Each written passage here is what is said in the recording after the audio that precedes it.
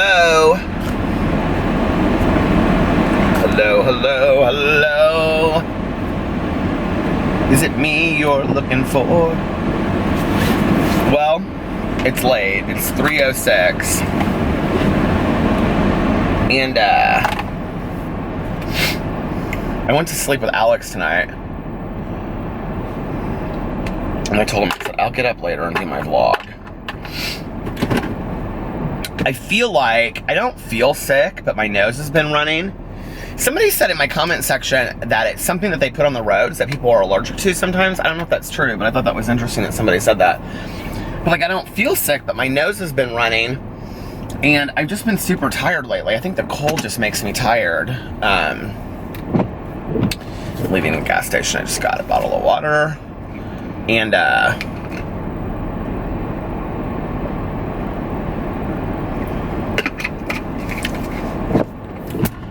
I was just trying to figure out, so I have to take the dogs to get their shots. I need to call a plumber. I've never called a plumber in my life. I have to call a plumber to come fix our garbage disposal, which is not working. And I'm sure that'll be a couple $100.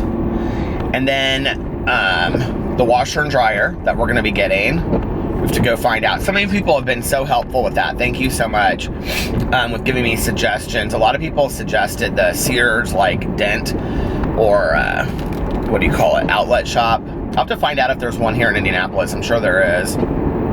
If not, there's a Sears right up the road. And then what else do I have to pick up? We go through PP's medicine like nobody's business. This one medicine, I can't remember which one it is. Like, I feel like I'm constantly filling it. I have to fill it. I have to call them tomorrow to fill it because we're already out of it. And I feel like I just got it like 2 weeks ago. And I think they give us like a month at a time. But anyway, I said on a vlog in here, and I think people misunderstood me. I said, like, because I didn't say pet meds. I said, if you have a pet, take them to Costco. And then all these people were like, don't take your pets to Costco. Okay, I didn't mean, like, take your pets into Costco. I meant that you can get pet meds for super cheap at Costco. They're literally a half the price that we get them at the vet. I called and I checked around, and Costco has them cheaper than any place else. So, like, all of PP's meds together were like $100 a month at the vet, and now we're getting them for $50 a month at Costco. So, and they can just like hold a prescription, and then I think the way that it works is they just hold it for you, and then you can just call in whenever and get it refilled. Like, you don't have to have them call it in each time or something like that. And then I have to go get more dog food tomorrow. There's PetSmart, so I have to go over there tomorrow and get more dog food. And what else? I have like all of these things I have to do and all these things I have to get. There's one more thing. The garbage disposal, the washer and dryer, the dog shots. It's like 3 or 4 big like financial things that I have to like pay out for. Well, I mean that Alex and I have to pay out for. We usually split all that stuff, so. But yeah, I was just sitting at home I got up and I was doing bills. So we went to bed about 11 o'clock tonight. We watched Project Runway, an episode of Project Runway, and then Alex started watching the next one, and I said, I am so tired. He goes, yeah, I'm tired too. So we went to sleep, and I had my counseling session today at 1. He had his tonight. He goes when he gets off work. Then next week we'll go together. So we were kind of just talking about our different sessions and what we had done in there, and we were talking about our trip to Florida and some other stuff. So, and then I just kind of fell asleep. I like passed out. I was so tired. I went to a meeting with Tanya earlier tonight, and it was so cold afterwards, and she didn't want to get a fountain pop, and I wanted to get something to eat, so I went to Whole Foods and got some soup, and came home and ate my soup and a little orzo salad. Oh, while I was while I was watching Project Runway. It was kind of just a lazy day today. It was nice. I could literally chug about 3 of these right now. I'm so thirsty.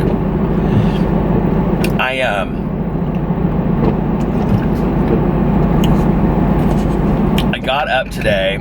I slept until about 11. And I got up and put my vlog together and did some things around the house. Read for a little bit, and then I went to my counseling appointment. And then after my counseling appointment, I came home and I was like texting Alex, and I was like, I'm so tired. And it's just been real shitty here, the weather-wise. It's been like cold, but like not snow, just kind of like rainy. And so I said, I'm so tired. I don't even know why I'm so tired. And he said, well, why don't you just take a nap? Because I never just take a nap in the middle of the day. And today's really the only day that I didn't have anything to do besides my appointment. So I laid down at like 3 o'clock and I slept till like 4:30, between 4:30 and 5. And then I got up and I took a shower and I made my videos. And, but I didn't have time to make my Peterisms video because, I had to pick up Tanya at 7:30 for the meeting, and I was running late because this one video that I did went long, and so I was trying to render it and then like upload it. It just was like, it got messy, and so I did all that, and then yeah, and then I like ran out the door to go pick up Tanya. I didn't even have time to feed the dogs. I texted Alex and I was like, can you please feed the dogs, because I don't have time to do it. So he fed the dogs when he came home.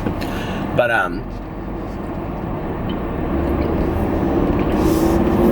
and that was kind of my day. It was just kind of real relaxing. And so I woke up at about 1, we laid down at like 11, and I woke up at like 2. And I do sleep better though taking my naps than I do at night. Tanya and I were talking about that tonight. I don't think you like really understand unless you're like a napper, because there's like a lot of people that are like, your sleep schedule is so weird. I know that my sleep schedule is weird. I totally take total ownership from that. My schedule is really no different now than it's ever been. Like even when I worked at 7 or 8 o'clock in the morning, like I would come home after work sometimes. I mean, this was like real. I would come home from work and I was so tired because of my schedule, like, but I like being up at night. So I would take a nap in the middle of the afternoon, and I don't mean like an hour nap, I mean like a 3-hour nap. And then I was up to like 2 or 3 in the morning, and I would go to sleep, and then I would get up and be at work the next day at 7 or 8 o'clock, and then, well, never 7, but 8 o'clock. Well, when I was a tech, and I had to be at work at 7 o'clock in the morning, I had more of kind of a regular sleep schedule. But I think a lot of it is, you know, that back in the day, I mean, I've never had a normal sleep schedule. Like my mom used to always say like that I would stay up all night long, even when I was like a toddler. And, so I don't know, you know, like, I know it's weird to other people, but it's not weird to me because I've just lived it for so long, and, you know, it kind of just works with my schedule, and I don't think it really matters how it affects other people. I mean, if it affects other people, but it doesn't. Alex doesn't really have any issues with it. Alex has an issue when I take a nap at like 8 o'clock and he wants to watch a TV show. That's the only time he ever has an issue with it. He doesn't have an issue with like me staying up late or any of that kind of stuff.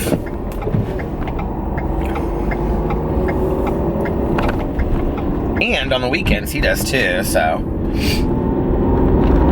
But anyway.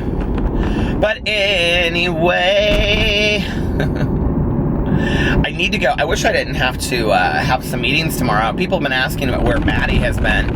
And I was talking to Erin, Maddie's mom, and she was like, you know, because Maddie's going to this special school now. So it's like kind of, it's like a, I don't know how to explain it. It's not an online school, but they like work from home like 3 days a week or 2 days a week.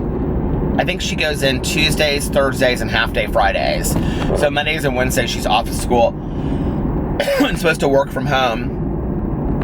And so Erin was like, if you want to go pick her up, just pick her up, take her. She would love for you to like take her to Starbucks and go buy a book at Half Price Books and make a movie, or make a video and all that kind of stuff. So I told Maddie I would do that, and I've been meaning to like figure out a good day. Maybe next Monday I'll surprise her, because I have like 5 books to give to her, plus this bag from Page Habit, and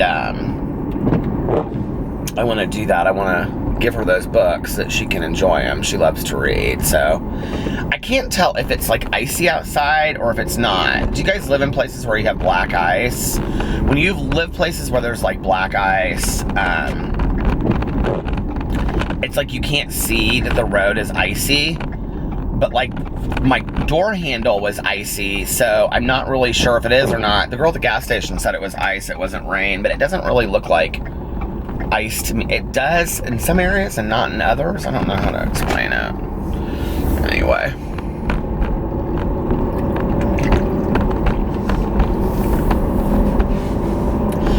Yeah, so I've got like an hour left of my audiobook. I'm going to finish that and listen to that tonight. And go to bed after that. And then I have a bunch of books I want to start. And I have to figure out which book I'm going to read next.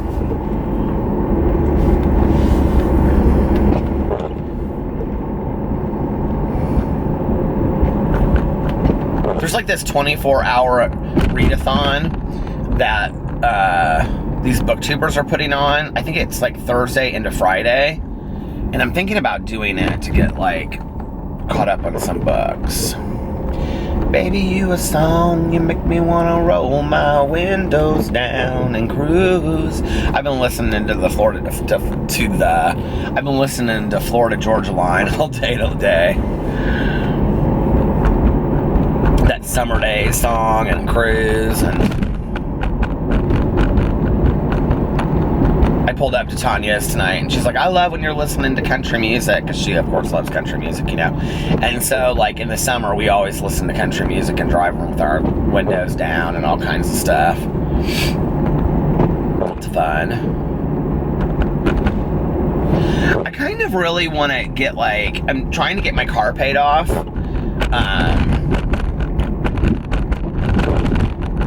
I don't know if we've talked about, I mean, I've talked about like money and things like that on here a lot.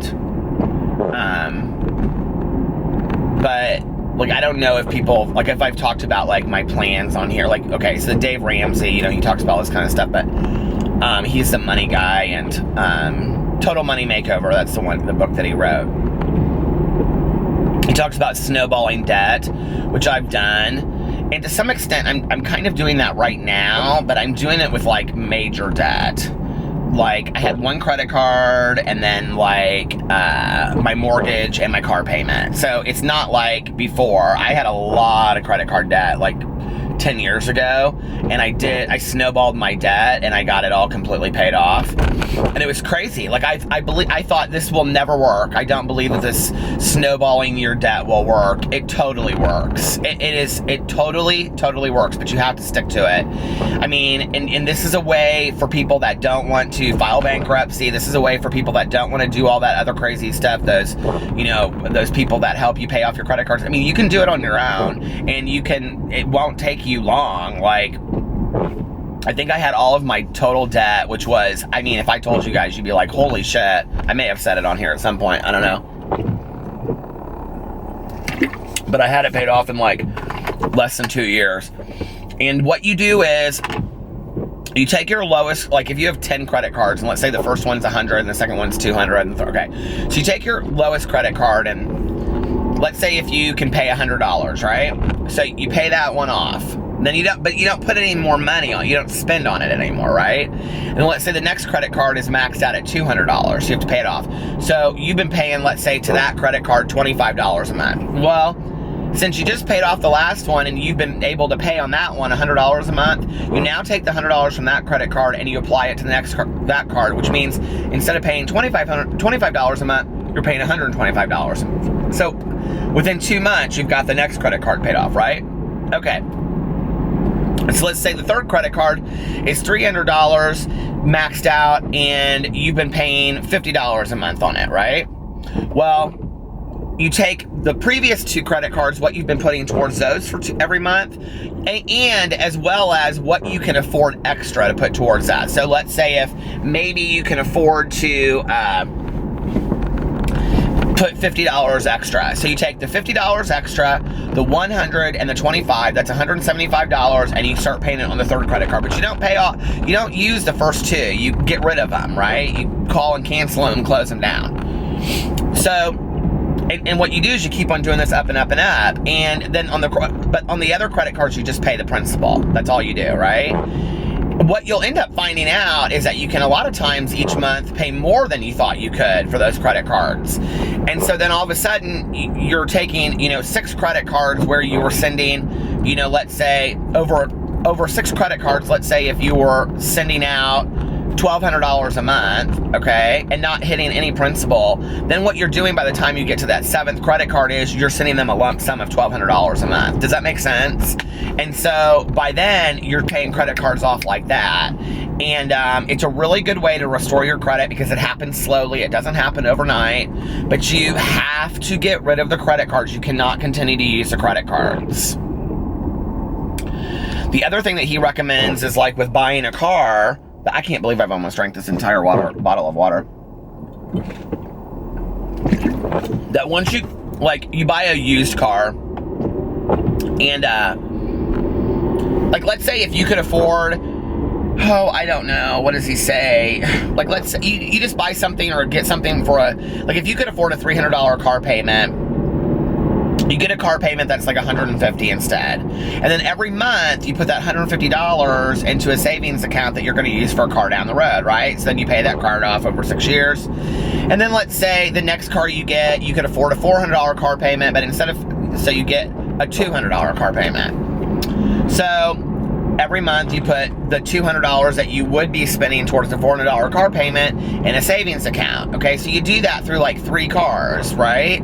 Well, most people get a car loan over 5 or 6 years, so by that point you're talking about 15 years. This is aimed at somebody that's like 20 years old, which means by the time that you are, let's say, 35 years old, you want to drive a Porsche, you go out and you buy a Porsche with cash, okay? You go buy it with the amount of money that you have saved. And then going forward, for as long as you drive that car, let's say if you drive that car 5 or 10 years, every month, if at that point you could afford, because you're doing the total money makeover completely, $400 or $500 as a car payment, you put into your car savings $400 or $500 a month. Does that make sense? And that you would be paying for a car loan, and then when you turn around to go get a new car, you buy a car out of pocket with that cash, okay? So at that point, no matter what car you want to get, you can afford because you've been putting the money aside for so long. It's genius.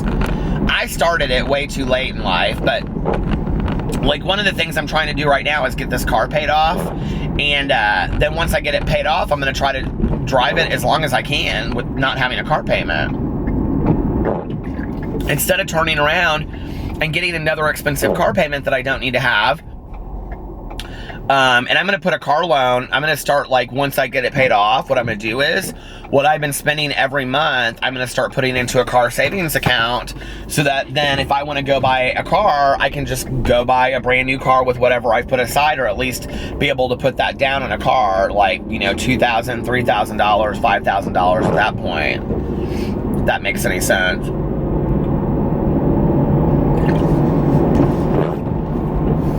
Because then I'll be able to have a car to trade in, this one, or we'll keep this as a third car in case, we need, like, and something happens to one of our cars. We don't really have the space for that. Or I'll do the Dave Ramsey thing then, and then every month, save, I'm like, my car payment right now is $400, but I'm paying over that. It's ridiculous. My car payment is so expensive. I can't believe it's so expensive. It's so stupid. I don't know how I got into this stupid car payment for a Ford Escape. $400, well, it's a little bit less than $400, but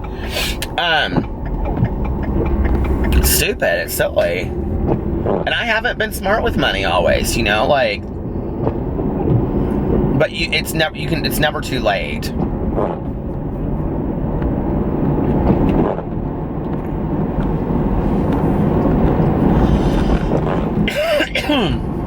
It's never too late.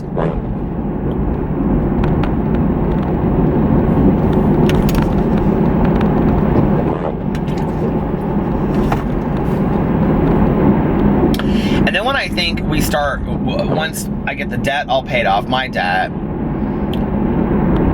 I Alex doesn't have any credit card debt. Like, he doesn't use credit cards unless he, like, he knows he can pay it off that month or the next month. Like, he never puts that much on a credit card. And I guess I don't really, but I just, like, every once in a while, I'll put a trip that we're going on there or something, you know, because I'll be like, we need to get away. And then I just kind of let it sit. I don't really pay it off. But once all that stuff's paid off, I'd like to start doing stuff with the house.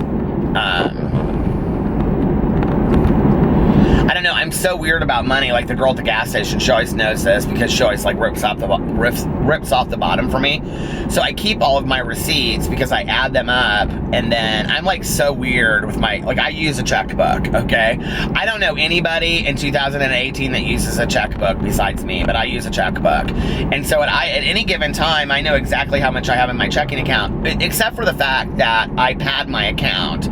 So when I was younger, what my dad would teach me to do was pad my account. So, like, once a month, you add $5 to your account, or, like, you deposit $5, but you don't put it onto your checking account. Or, like, you know, I do all my receipts. Well, I round up. So if my receipt is, you know, at the gas station, let's say, you know, I don't know, $2.39, I round it up and add it as $3. And then I end up adding all my receipts together and putting them in the checkbook. And then what happens is, I'm probably at this point, I mean, I've talked about this on here before, I have no idea how, like, padded my account is. But it all started with, like, the idea of not bouncing a check. Because if you do that, then you're never going to bounce a check. Well, I'm so far past bouncing a check at this point because I've been doing it, you know, for 20-some years, padding accounts, and I don't really know what my actual balance is. I do know that, like, when I go through the ATM, it says some astronomical, and I mean, not astronomical, but it says, you know, it's like, if I have, like, let's say $100 in there, it'll say something like, it's never accurate. And the problem with that is that a lot of people, like my husband, go off what their balance is online, but that's not an accurate balance if you have money out. You know, if you have pending charges and things like that. So for me, I like to just go straight off a checkbook. So I always have my checkbook at home. I know exactly how much money down to the penny that I have that I can use. I'm sorry for my windshield wipers, you guys. But that way I always know, like, exactly how much money I have to spend in there, you know, like, and I don't know, it just makes me financially feel safe. And for me, it's like, I know I'm never going to be rich. I know I'm never going to have, you know, tons and tons of money. And I'm totally fine with that. I just, you know, like, that's never been my drive in life, you know, to, like, have this amount of money or that amount of money or do this to get that amount of money. I'm not saying that I don't like to make money. I think we all like to make money, you know what I mean? Like, I mean, money is security. Money allows you to buy things you can't have. Money allows you to travel. Money allows you to help your family out. I like to do all those things. So, of course, I like to have money. I'm not going to be a bullshit artist about it. But I'm not, like, so driven. Like, I have some of my friends that are just business. I mean, they're constantly business, you know? And I'm just like, you are totally, like, kind of missing out on what life is about. They're like, oh, no, that's what my life is about. It's about money and the deal, you know, all that kind of stuff. And I'm like, well, all right, if that's what you enjoy, do it, you know? And, but I know that I will never be rich, but I can feel stable. I can feel safe financially. You know, I can feel blessed and grateful that I have a roof over my head, and that my husband and I are able to travel once or twice a year and take really nice trips. And, you know, that I'm able to, if I want to go and blow some money at Whole Foods on a nice dinner, that I can do that. You know, there are things that I know that I can do. And, you know, if I want to buy a new pair of shoes, I can buy a new pair of shoes every once in a while, but that doesn't mean that I have to be flagrant with that money. And for me, it's a balancing act, you know, and,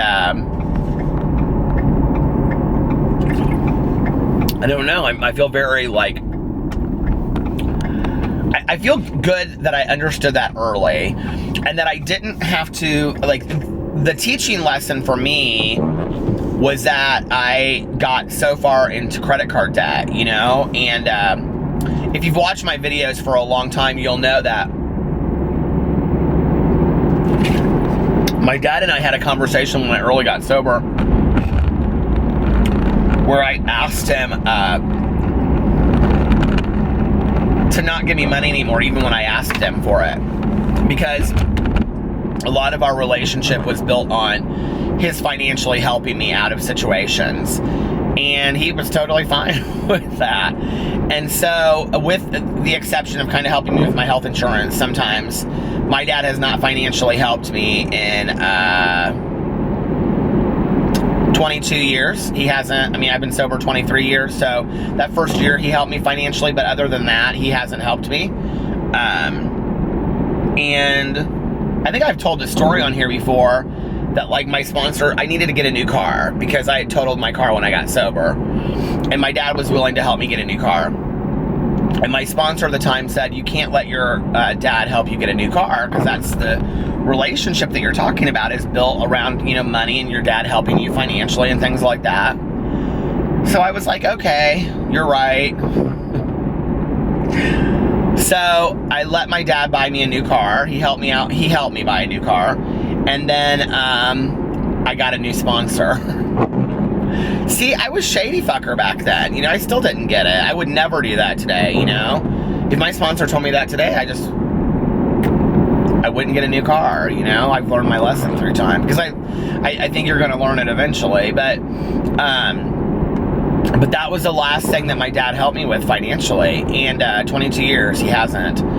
And in fact, when I got myself in a shit ton of trouble with credit card debt, my dad said to me, he said, I told you I would never help you get out of credit card. Like years ago, like when, I was just talking, I can't remember, who was I talking to about this today? I can't remember. I was talking on the phone to somebody about this. But when I was like, they were asking me about a credit card. And when I was like 19 years old, like I was really excited. Like I got contacted by the school that I was at, or I can't remember what it was. Oh no, I think I got like, oh shoot, it was like a Macy's credit card or something. I was so excited about it. And my dad said, don't do it. They like sent me, and it was like $300. No, it wasn't a Macy's, because it was like a major deal. It was like, shoot, why can't I think of what it's called? Well, it was like some major credit card. But I was like, my dad was like, don't do it. Okay, well, like is true. Like is true. Well, like true to Peter Vlogs, my camera shut itself off. So, I don't know if it was because I was at 29 minutes or if it was because it was hot inside, because I just looked over and all of a sudden it was just not recording anymore. So I don't know really where it stopped, but I was talking about my dad helping me out financially, and like the last thing that he did was helping me out with my car. And you know, like, honestly, I think it saved our relationship, because I think that he was forced at that point to realize how to set emotional boundaries for his son that was an addict and an alcoholic, and not help him out financially. And, you know, that was a lot of what my dad could do, because there were things that he couldn't do emotionally, if that makes sense. Like, he couldn't not, like, you know, even though he said to me when I went through treatment, if you continue to use, don't call me, I don't want to see you anymore. I sometimes wonder, like, if I had continued to use, like, what would he have done with that? Like, would he have continued to see me? Would he not? You know? But, like, I think in his capacity, helping out financially by buying me, you know, cars, getting me attorneys, all that kind of stuff was, like, that was something that he could do. And, you know, the doctor that was my addictionologist when I went through treatment was a very good friend of my dad's. And my dad looked at him and he said, you know, everything that I do turns to gold and I'm successful with, except for my kid. You know, I don't know what to do with this. And, you know, the doctor looked at my dad and he said, it has nothing to do with you. You parented him just fine, you know. You're a great father. It has to do with that you're dealing with addiction. And my dad said, well, I don't know about addiction, so tell me what to do and I'll do it. And, you know, the doctor said he needs strict limits and boundaries, you know. And you can't cross those boundaries. And so when I came to him and I said, you know, I don't want a relationship that's based on, you know, money, which was really at that point, what did I need from my dad and what was he willing to give me, which was sad, you know, and I see so many relationships in life like that. Then it forced us to build our relationship emotionally, which really it hadn't been like in quite some time, because as an addict and an alcoholic, I didn't really care about the people around me. All I cared about was, what could I get from you? You know, I mean, that's the truth. And if you have addicts and alcoholics in your life, you know that. And the moments that they are not trying to get something from you, they're manipulating you into believing that they don't want anything from you. But I'm here to tell you that they do. They're trying to get something out of you. That's what it is. It's what addiction is. It's what we do, you know? And it's sad. My stomach is so full right now from chugging this bottle of water. I am so thirsty for another bottle of water. And I drank a whole bunch of water at home too before I left. I just finished this whole bottle in like, what, 25 minutes?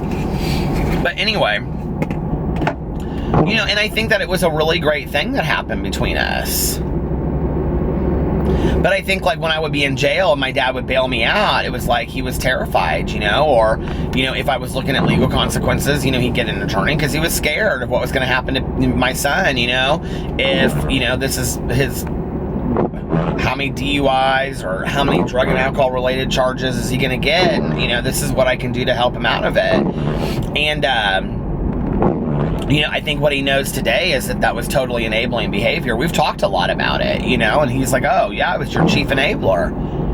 He was like, I was basically paying money to get you out of all of your troubles, so you never felt the consequences. He said, I think that if I had forced you to feel the consequences of your behaviors and I hadn't gotten you attorneys and gotten you out of jail and I had let you sit in jail and deal with it on your own, he said maybe things would have been different a lot sooner. And maybe they wouldn't have. We'll never know, you know? But I am thankful that my dad and I had that conversation and about money and, you know...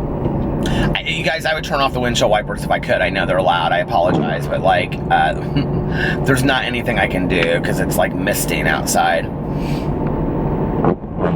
I love my dad. He's a great guy, you know, and he has always done the best that he can do. And I think that, you know, that's, I don't know, but that's all we can ask for, you know?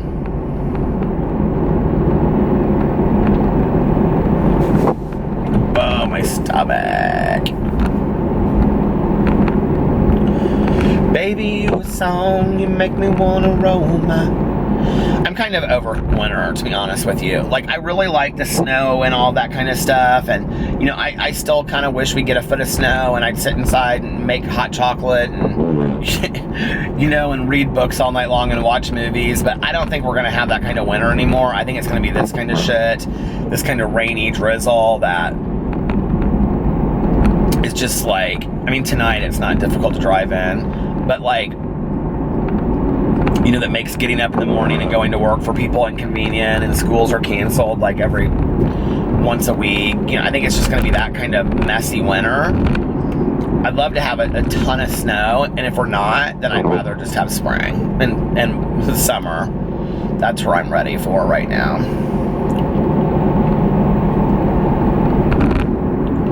Because we don't need this mess.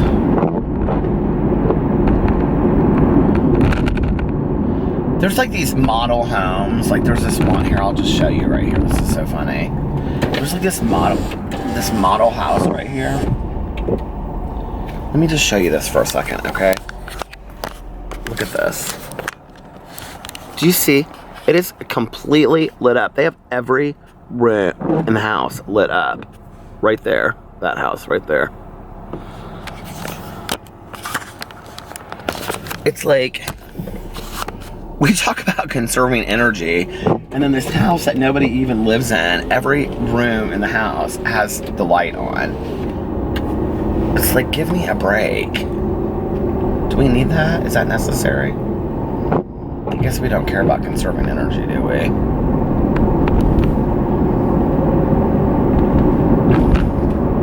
I've been thinking about doing a juice cleanse for a while. Somebody commented on my thing and they said, have you seen the documentary Fat, Sick, and Nearly Dead? I'm just going to say this right now. Anytime I talk about, you know, whatever, I can talk about anything on this vlog and somebody tells me that what I'm doing is wrong. So I'd like like been really kind of like taking some stuff to heart lately, and like I'll read something and somebody will say, oh, you should check into this, or oh, you should check into that because, you know, this isn't good for you, or that's not good for you, and this isn't good for you. And my God, you guys, like, I just try to be myself in this vlog, and honestly, I appreciate all of your comments. I really do. But I feel like I'm losing my mind a little bit with like checking. It's like if I, you know, say, you know, like, oh, these cookies are low cal, then, you know, one person will say, oh, those cookies aren't low cal, you shouldn't eat those cookies, and somebody will say those are the best cookies in the entire world. It's like I can't keep up with it, and so I'm just gonna have to some degree like post my videos and post my truth, and if you agree with it, you agree with it. If you don't, you don't. So but I will say this, a lot of the things that you guys say to me, I do take in, a lot of the things you say to me, I take into consideration, and I research, and I look at, like, somebody said something to me about Fiji water the other day, and I looked into it, and, you know, so thank you. And somebody said something about when I was eating the gummy worms, they said there was gelatin in that, which means it's non-vegetarian. I did not know that, so thank you. You know, it's things like that that, like, when people help me with those comments, like, it means a lot to me. I think one thing that we could learn in life, and I am so blessed because you guys are so wonderful to me with the comments that you leave to me, and I feel like my comment sections, not just on this channel, but really on all of my channels, are so nice. I feel like, I don't know, it's like, I feel like people in my comment sections really have human decency, and they know how to talk to one another, you know? Which I think is for some reason why they're attracted to when I'm talking about like Jake Paul and saying, where is human decency? And they're like, right? Like, but I do feel like people are considerate. Like, you guys know how to say to me, you know, Peter, you might want to think about the fact that you're, you know, doing this, and this, and that's probably not super healthy for you. Just saying, love you anyway. You know, and there's ways to say things to people of being critical, and not critical in a negative way, okay? Not critical in a negative way, but being critical as far as like critical thinking, and suggestive, and giving advice without being cruel. There really is. And you can say things like, hey, like, I noticed that you were like eating this, but like maybe you should think about like eating this instead. Like, this is healthier for you. And because a lot of times I don't know stuff, you guys, and I'll talk about it on here, and then you guys will say something, I'm like, oh shit, I didn't even know that, right? Like the Parmesan cheese stuff about it being not vegetarian in the spinach artichoke dip. And then recently, the other night when I was eating those gummy worms, which I won't be doing anymore. So, but nobody says it in a nasty way. They say it in a really nice way. They'll say like, you know, like, oh, I just wanted you to know this, love you, blah, blah, blah, whatever. And I think like it's so strange to me that on my videos, people seem to have such decency about how they say things, especially to how they say things to me, not just to each other, because you guys are awesome to each other usually, but to me, how you guys say things to me. And then I go over to other people's videos and the comments are just so cutthroat. And I'm like, I don't understand this. Like, I really don't understand it, but I will say thank you for the suggestions. If I don't always take them, it's because sometimes I get a little overwhelmed with the constant differences of opinions. But anyway, so somebody had suggested in my video, they said, have you thought about doing the Fat, Sick, and Nearly Dead juicing video? And have you seen the movie? I did see the movie. I did it, or I watched it like 2 or 3 years ago when it first came out on Netflix, and I bought a juicer. It's extremely expensive. I like thought it was pure. If you want to know the truth, I did the green juice that he does, I think 4 to 6 times a day. I did it. I thought it was pure hell. I thought it was literally I thought it was horrible. I thought it was some of the most horrible shit. First of all, if you've done it, every juice tastes like a Bloody Mary because he has ginger root in it. And I don't know why, but that ginger root just reminds me so much of a Bloody Mary. And he only put a little bit of the ginger root in there, and the ginger root I think is supposed to speed up your metabolism. But so I got this heavy duty juicer. I think it's the juicer that he recommends in the thing. I love juicing stuff. So the other night, you guys are going to be like, Peter, this is so consistent with your life. I was thinking, this was last night. I was like, oh, I'm gonna start juicing again. Somebody recommended that to me, and I thought, well, maybe I'll do like he has a 3-day cleanse that you can do. I was like, maybe I'll do a 3-day cleanse, and that'll just get the toxins out of my system, and I'm back to eating just quantity shit. I'm eating healthier things, but I'm eating quantity things, you know? And so I thought, well, maybe I'll do this cleanse for a couple days, and, you know, I'll feel better and whatever. But the thing is that when you juice on that juicing diet, it produces so much like extra you have to, the cleaning up of the juicer is so taxing that you really have to like clean it up right after it just started pouring. You have to clean up like right after you juice, because if you don't, you have a huge mess on your hands, right? Well, I have no garbage disposal right now. So I can't clean out a juicer, so I can't juice right now. And incidentally, like a week ago when I was at Meijer with Tanya, I bought a bunch of those Suja juices, and I was like, well, I'm gonna do this instead, but that's expensive. Like if you did that every day, the way they have that stuff built up, it's like $6.99 a juice. It's like 7 juices, and you're supposed to do them like it's like $42 a day. Who has that kind of money to be spending doing juices during? I mean, that is ridiculous. I don't even understand that. Like, who has that kind of money? That's crazy. So no, I'm not doing all that. But there are some other juices that are not as expensive that I could do. I'm trying to save money, not spend more money by losing some weight. But juicing, the other thing about juicing is it's not like a long-term reality. And the thing about juicing is like you can lose a lot of weight. It's very good if you're like going on vacation and you want to like lose the weight for vacation. But I'm telling you, while you're on vacation, you're going to gain 10 pounds within the first 2 days. Because as soon as you stop juicing, it's the same thing as any of those fad diets. It's the same thing as, I mean, juicing's healthy for you. But as soon as you get off of it, it's the same thing as like the cabbage soup diet or any of those stupid diets. As soon as you stop doing it, you're gonna gain the weight right back. I mean, you have to go into it like, I'll tell you what's crazy to me is that my husband is doing that Optavia or whatever diet where you order your food at the beginning of the month. It's like $400 and you get that processed. It looks gross to me. He makes mashed potatoes and chicken noodle soup and it's little cups of this brownie. It's just, it looks gross to me. It doesn't look like anything I'd want to eat. But, you know, he's lost 25 pounds, and now he's at a point where he does maintenance on it, and he eats 6 small meals a day, or he'll eat 4 small meals and 1, like, regular meal going out to eat somewhere, and he's maintaining his weight. And I'm like, he started it in August, and I started my diet in August. I'm exactly where I started, minus 6 pounds. I was minus 12, and now I'm minus 6. I was minus 23 at one point. I think I'm going to struggle with weight my entire life unless I just eat super healthy and I work out.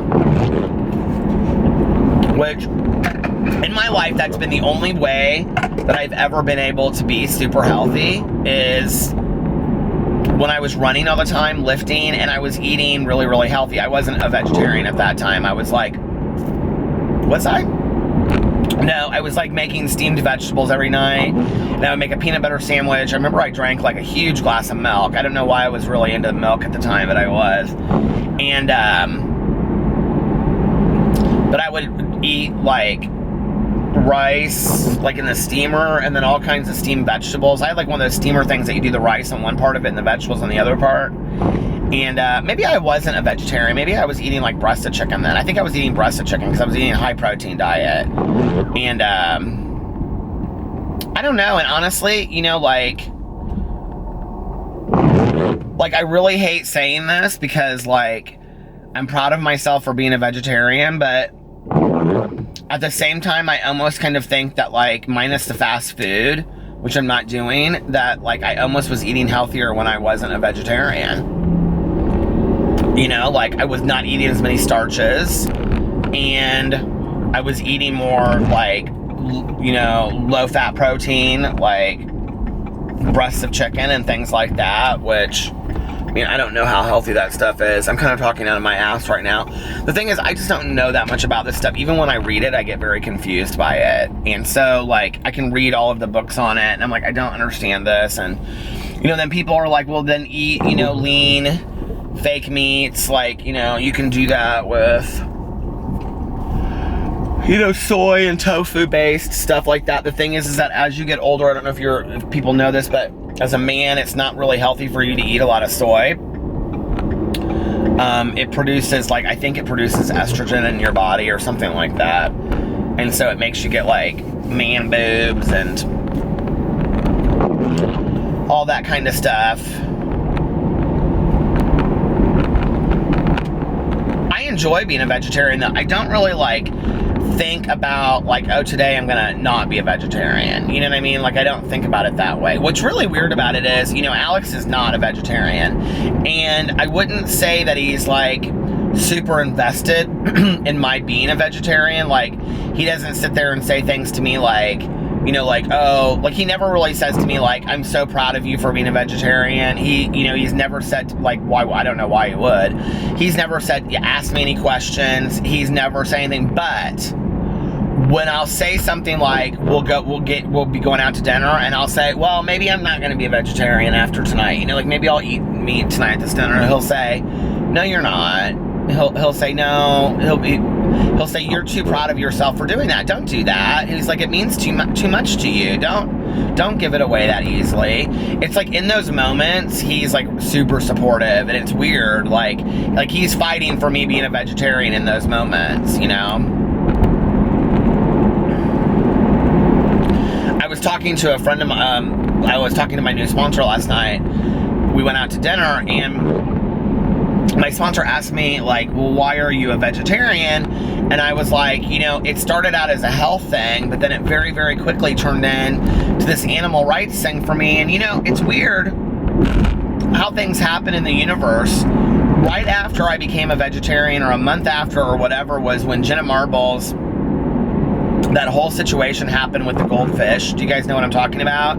Where she, like, bought the wrong bowl, and the guy, like, I don't know. But anyway, all these people within the fish community came for Jenna Marbles, and they said that she had no business owning a fish, and she didn't know what she was doing, and all this kind of stuff. And a lot of people were actually very nice to her about it, but they were critical of her. They said, you know, you don't know what you're doing, you shouldn't own a fish, and whatever. And she got on video and she made an apology, and she said she felt so bad, and she said, you know, I'm a vegetarian because I love my animals and I wouldn't eat my pets. And I don't know what that statement did to me, but that statement of I would not eat my pets, like, profoundly impacted me. Like, I no longer could just look at a cheeseburger and see a cheeseburger. Like, you know what I mean? And, so I don't know, like, it changed my perspective of the world. It changed, you know, I had read Skinny Bitch and Skinny Bastard, which are basically vegan propaganda books, but they're very well written. And I have so many friends of mine, you know, that are vegetarian, and that it's not really, I would say, this, like, moral high ground that they stand on. It's just the way that they live their lives, and they choose to live and be. And it's very, I have found it very easy. It hasn't been tough at all, you know, and you know, interestingly enough, places that we go, now friends of mine just know that I'm a vegetarian. And, you know, like, so we went to my nephew's birthday party the other day, and Liliana specifically ordered not just a cheese pizza, but a vegetarian pizza. And, because she had gotten all these pizzas, and Alex was like, she got that specifically for you. And it's like, my family really thinks that stuff through. Every time I go to, like, a family thing, they always have, like, veggies and, like, dip. Like, they always think of me, you know? And, I think that's really cool. I think it's really, really cool. You know, when we were going out to dinner with Caroline and her husband and her son David the other night, 2 weeks ago or whatever, you know, we got there and Caroline was like, they have all kinds of vegetarian dishes. And I, like, didn't even know that I had told Caroline I was a vegetarian. And, you know, I think that we don't live in a world where it's difficult anymore. And I think that if I could be a healthier vegetarian, I'd be very proud of myself. You know what I mean? Like, there's no reason for me not to eat healthier. But I'll get there. I honestly, it's crazy to me that when I started this August 1st, I honestly thought to myself, honestly, I thought to myself, you know, God, those windshield wipers kill a beast, right? I probably would be a vegetarian for a month if I can make it that far, you know? And I thought, well, I'll just do it as a weight loss thing to start it, you know, eat a little bit healthier, see if that happens. And it's been 6 months now, and I don't really think about it unless I'm talking about it on here, or when I go out to dinner, I do think about it, because I think about, like, what are my options? Like, if you're a vegetarian, you'll know what I mean by this.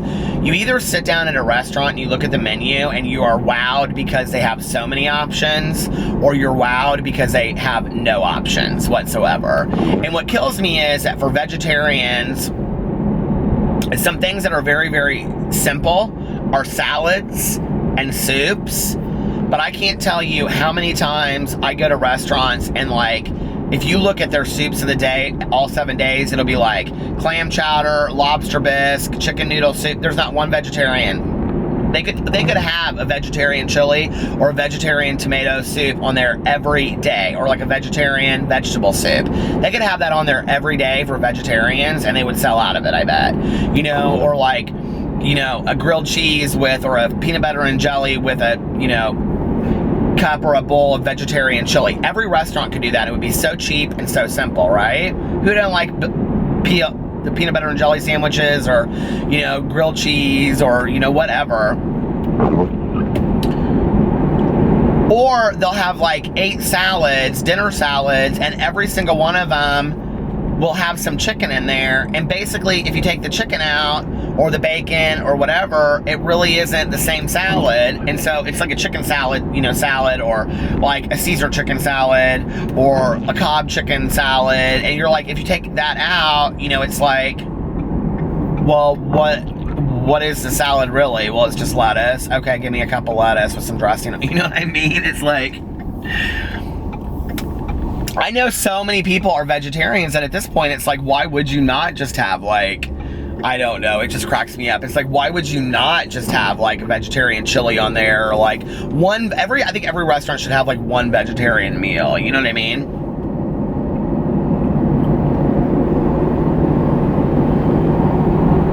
Man, when I was a vegetarian before, hell, I've known vegetarians that became vegetarians in the 60s, you know? When I was a vegetarian before, it was worse than it is now. There was nothing. I mean, every restaurant you went to, there was just, I remember going to visit my friend in Denver, and I had been a vegetarian for about a year at that point, and he had been one for like 10 years. And I went out to Denver, and he said, you're gonna die at the restaurants here. And I said, why? And he goes, every restaurant has like half their menu is vegetarian. And I said, seriously? Because on the West Coast, this was nothing new, you know? And so, I mean, like, Denver's not the West Coast, but, you know, out West, vegetarianism was nothing new. People have been doing it for 40 years. And so, 40, 50 years.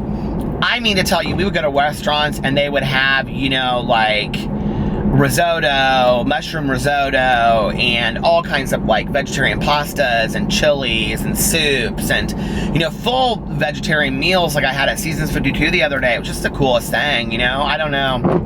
For anybody out there, I think that since I've devoted so much time on this video tonight to vegetarianism, I think I'll end it by saying this. If you've never been a vegetarian before, try it. Do it for a week. Do it for 30 days, you know? Whatever your feelings are about PETA, you don't have to have any, oh my God, that was ice right there. You don't have to have any supportive, positive feelings towards PETA, but I will say this. They had this propaganda video that was harsh to watch, that I watched many years ago, 10 years ago, when I was a vegetarian for the first time. And it said on there that if you're a vegetarian for 30 days, you make a huge imprint positively onto the world, you know? You help the ozone layer and all this kind of stuff. And it explains on there how being a vegetarian for 30 days affects every ecosystem. And that's really how it started for me. And I ended up being a vegetarian for years at that time. And I'll tell the story about how I fell off of it another time. It's kind of a funny story. I think I've talked about it on here. But, you know, so, like, if you've never tried it before, just try it. Say, I'll do it for 30 days, you know? You could be a vegetarian and eat like shit. Trust me, if you like to eat like shit, you can still be a vegetarian. Just do it for 30 days and try it out, you know? And eat more plant-based. Eat more vegetables. Somebody said in my video the other day, they're like, I'm really proud of you for eating more vegetables. I'm like, I eat a lot of vegetables. My God, I eat so many vegetables. I love vegetables. I really do. And what's funny is like people are always like, what's your favorite vegetables? I'm like, I have so many, like carrots, broccoli, but I love okra and Brussels sprouts. I know, isn't that funny? Anyway, all right, you guys, I'm gonna get off here. And I've gone longer than I thought I would, and I need to finish my audiobook. So I love you guys, and I'm gonna go get another bottle of water. I'm thirsty. And I will talk to you tomorrow. I love you. Bye.